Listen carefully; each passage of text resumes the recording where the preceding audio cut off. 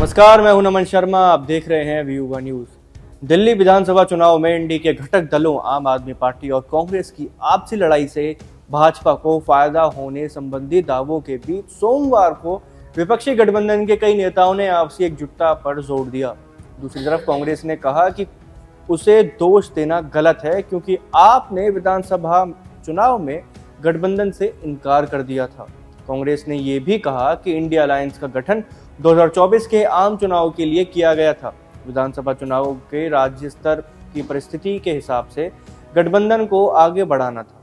दिल्ली में आपका खेल बिगाड़ने के आरोप को लेकर कांग्रेस की आलोचना करने वालों को जवाब देते हुए पार्टी सांसद और लोकसभा में सचेतक मणिक्कम टैगोर ने कहा कि गठबंधन सहयोगी गलत व्यक्ति से सवाल पूछ रहे हैं। उन्हें उस व्यक्ति से सवाल पूछना चाहिए जिसने दिल्ली में गठबंधन तोड़ा। उनका इशारा स्पष्ट रूप से आप संयोजक अरविंद केजरीवाल की ओर था।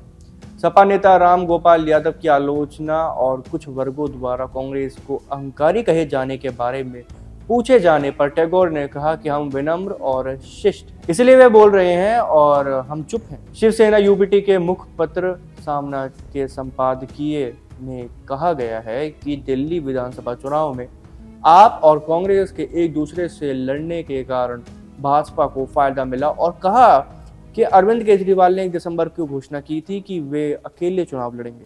हम उम्मीद करते हैं कि हमारे गठबंधन के साथ सभी साथी एकजुटता से समझेंगे इस बात को और वो गलत व्यक्ति से सवाल पूछना बंद करेंगे। उन्होंने ये भी स्पष्ट किया कि इंडी गठबंधन के मकसद पीएम नरेंद्र मोदी और भाजपा विरोधी ताकतों को एक मंच पर लाना था। ये काम पहले ही किया जा चुका है। अब संसद में समन्वय हो रहा है। राज्य चुनावों के अलग अलग रणनीति अपनाई गई। राज्य चुनाव राज्य स्तरीय गठबंधनों के आधार पर लड़े जाएंगे। आज के लिए बस इतना ही। ऐसी ही तमाम बड़ी खबरों के लिए और जानने के लिए देखते रहिए हमारे साथ VU न्यूज।